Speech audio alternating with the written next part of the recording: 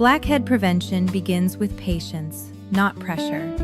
Blackheads form when oil, dead skin cells, and small amounts of everyday debris collect inside a pore, and the top of that plug darkens after exposure to air. They are not a sign that someone is dirty, and they usually do not improve when the skin is scrubbed harshly. In many cases, rough treatment only leaves the skin more irritated, more reactive, and harder to manage. A calm routine usually works better than an aggressive one. Wash the face gently in the morning and again at night with a mild cleanser and lukewarm water. Avoid very hot water, rough scrubs, harsh brushes, and the urge to attack the skin as if it were a stain that can be polished away. If makeup, sunscreen, sweat, or daily buildup is still on the skin at the end of the day, remove it properly before bed. Lightweight, water-based, or non-comedogenic products are often a better choice for skin that clogs easily, especially around the nose, chin, forehead, and jawline. Moisturizer still matters, even when skin feels oily, because skin that feels stripped and uncomfortable can become more reactive. If the skin tolerates it, salicylic acid may help loosen clogged material inside pores, and adapalene may help keep pores from becoming blocked over time. The important thing is to start slowly and stay steady instead of trying too much too fast. Squeezing blackheads with fingernails or tools may feel productive for a moment, but it often leads to irritation, lingering marks, and a cycle of touching the face that creates more trouble than progress. Hair oils, pomades, and heavy styling products can also quietly contribute to clogged pores around the forehead and temples, so it helps to keep those products away from facial skin whenever possible. Pillowcases, hats, and phone screens do not need to become a source of anxiety, but keeping them reasonably clean supports a better environment for the skin. Prevention is not about perfection. It is about making pores less likely to clog, keeping the skin barrier calmer, and choosing a routine gentle enough to keep doing for months. And now, with that practical skin advice folded away neatly like a clean towel in a bathroom cabinet, let us move into the longer, warmer, and much more cheerful part of the evening, where instead of cleansers, cotton pads, and magnifying mirrors, we find ourselves in a small American town full of casseroles, raffle baskets, pie, folding chairs, and one retired gentleman who accidentally becomes far more important to local happiness than he ever intended. In the town of Cedar Run, West Virginia, 74-year-old Albert Nolan believed that nearly every problem in modern life began with one of three things: weak coffee, poor labeling, or somebody saying, "This will only take a minute." Albert had retired from the county hardware cooperative after 40 years of helping people locate nails, hinges, seed spreaders, and patience. He believed in shelves, schedules, and silence. He believed a proper garage ought to look like a hymn to order. He believed a coffee mug should be large enough to sustain both thought and disappointment. He also believed that if a person wanted a peaceful evening, that person should avoid committees, volunteer sign-up sheets, and any woman carrying a clipboard with purpose in her stride. Albert lived alone in a pale yellow house with white trim, a screened porch, and a detached garage so tidy that neighborhood children assumed it must be illegal to breathe too hard inside it. His wife, Marjorie, had died 6 years earlier.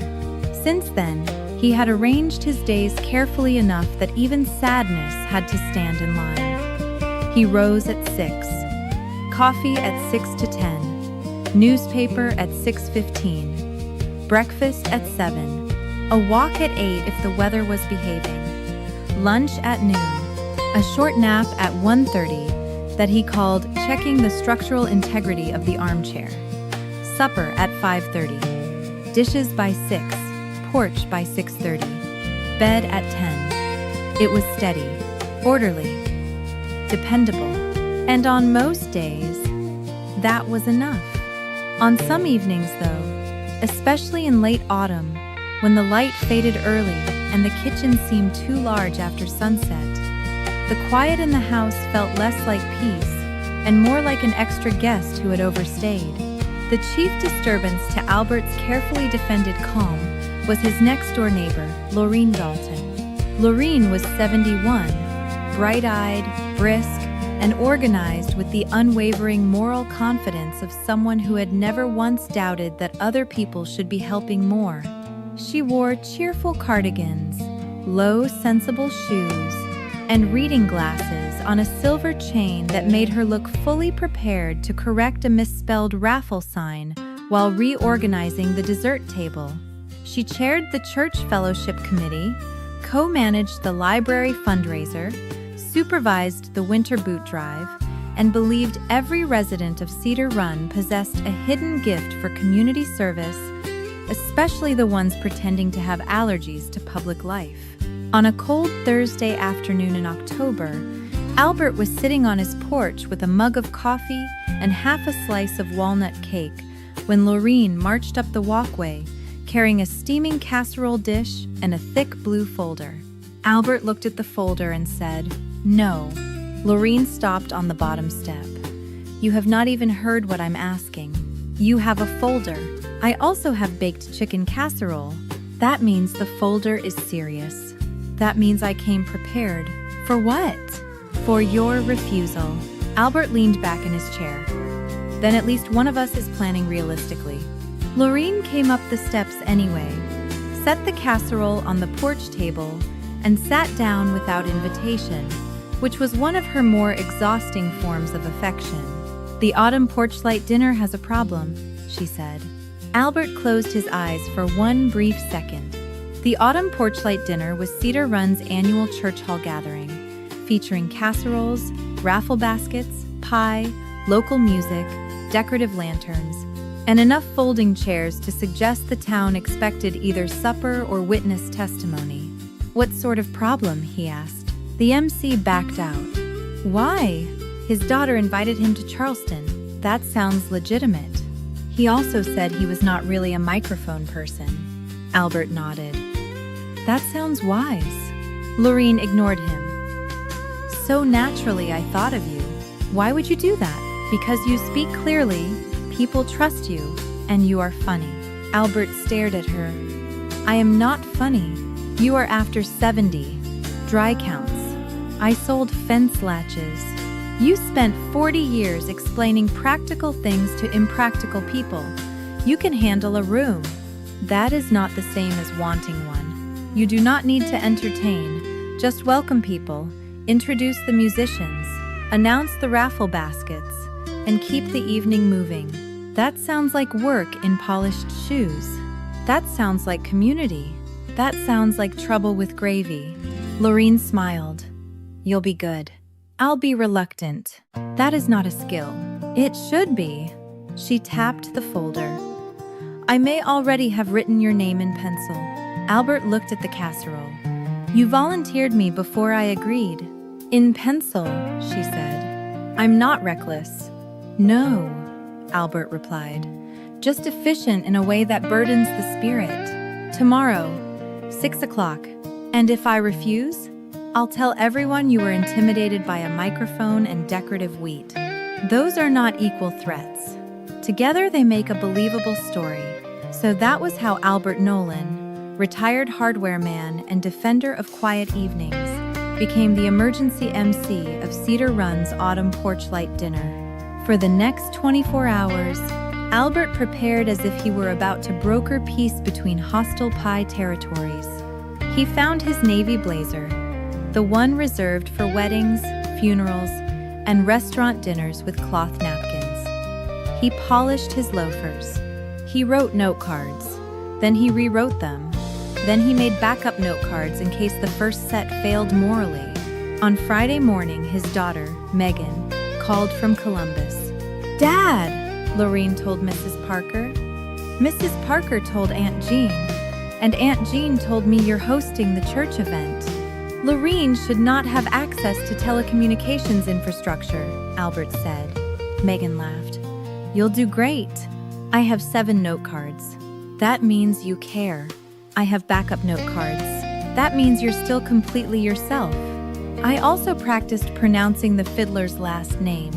That means you're prepared." He practiced that afternoon in the hallway mirror.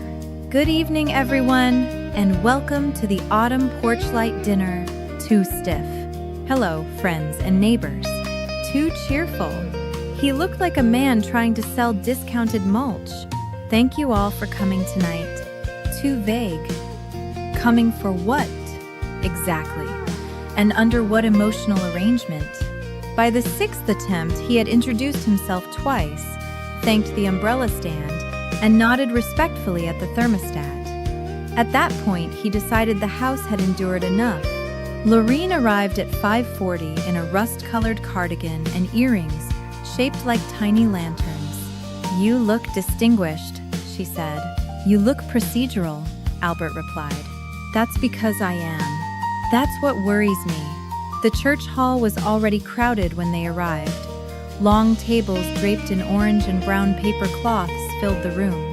Mason jars with battery candles sat beside little pumpkins and fake leaves. Raffle baskets gleamed beneath taut cellophane. Crock-pots lined the back wall beside casseroles. Beans, cornbread, slaw, pies, cobblers, cakes, and 2 gelatin dishes. Albert distrusted on visual principle. The room smelled like coffee, gravy, cinnamon, and determined civic optimism. Retirees in cardigans sat near the front. Children in sweaters moved between chairs like small weather systems with shoelaces. Widowers in sport coats stood by the coffee urn discussing the forecast as though they had been appointed to monitor it. Mrs. Hargrove guarded the pie table with the composed vigilance of a museum curator protecting a priceless exhibit. Lorene handed Albert the microphone backstage. "Why is this so heavy?" he whispered. "Because it contains responsibility. It contains batteries and pressure." She patted his sleeve and vanished into volunteer motion, which mostly involved brisk walking and lists. Albert stepped onto the stage. The room settled. He adjusted the microphone. It squealed sharply. Half the audience jumped. "Well," he said, "that certainly sped up introductions." The room laughed. "Interesting," he thought. He cleared his throat. "Good evening, everyone.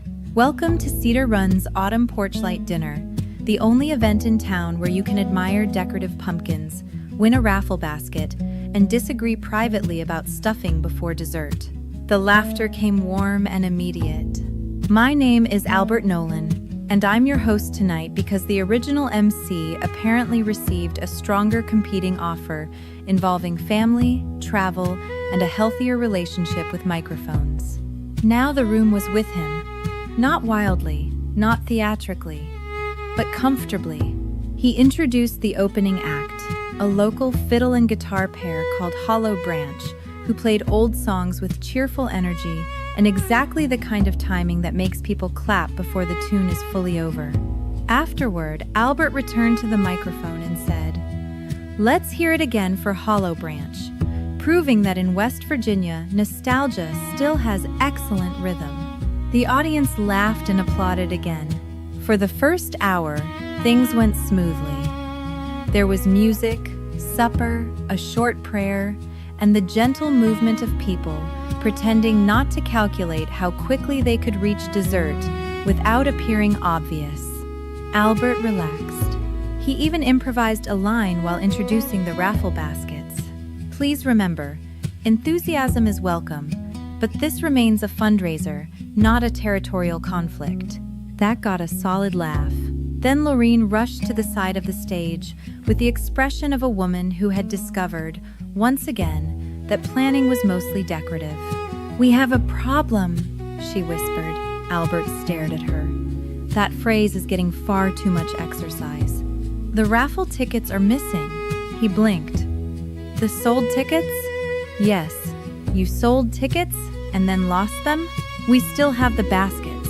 That is not the stabilizing detail you think it is. I need 10 minutes. With what? Talk.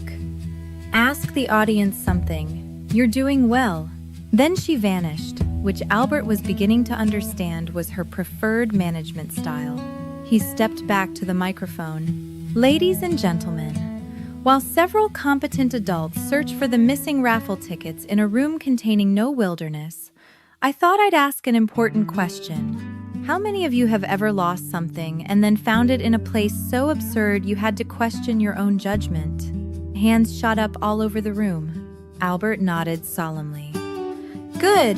Then we are among our people." A woman in the second row called out, "I found my glasses in the refrigerator." Albert pointed at her. Classic. Cold storage for vision. The room laughed.